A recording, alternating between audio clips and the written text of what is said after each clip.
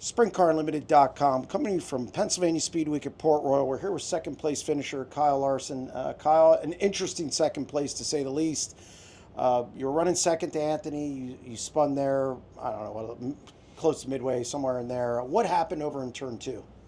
I was getting really tight in traffic and was just trying to keep my pace up and trying to find a line just in that particular corner of that lap to keep my momentum up and dime in to hopefully get some grip down the backstretch. And I kind of hit the cushion and turned all at the same time and just, just came around on me. So I was surprised at how many laps were left still because it felt like we ran quite a while at that point. And we had lapped a lot of people. So I don't know, I got to restart probably 15th or so and just was pissed off and driving really hard and had some cautions fall at the right time and then one that didn't.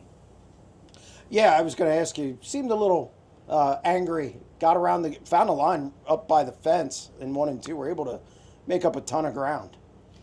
Yeah, I don't know. A lot of those guys as I was coming forward were just not quite as committed on entry or exit as I was, so I could build some runs and then even I had a good restart to get to second, and then it looked like Macri was cheating the cushion, but then looking back, maybe he was just running out of fuel.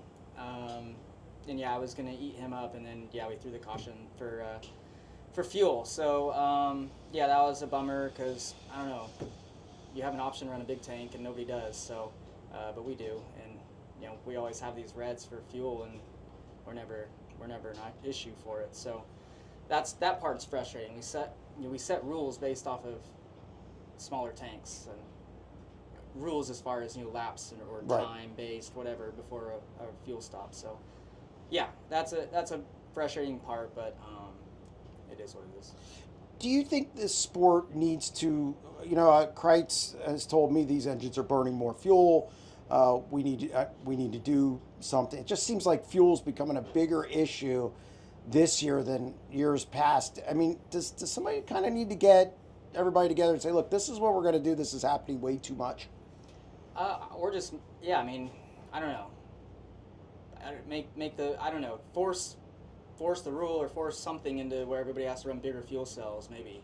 I think that'd be a start, but I don't know as far as, I would hate to kill horsepower and things like that to burn less fuel, or I don't know, maybe even putting bigger tanks on than we already have might look weird on the car. Mm-hmm. So I don't know. I just think that at this point, you shouldn't even have the option to run a smaller tank because we're running 30-lap features on a half mile. Like, you can make it if you have a bigger tank, but we're choosing to run small tanks, and now guys have run out of fuel, and we're having to throw reds for 8 minutes or 10 minutes to have guys refuel their car when they had the option to run a bigger tank. After the red flag to refuel, Macri obviously was able to gap you a little bit. You were just kind of able to maintain there. And was that just the case there?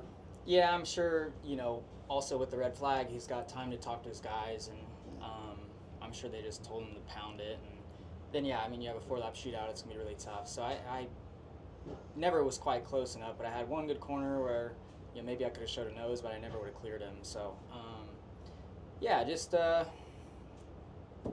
run second. Kind of is what it is. You're frustrated as anybody would be, but, better than we were at Lincoln. Yeah. Well, congratulations on a solid run. Thanks.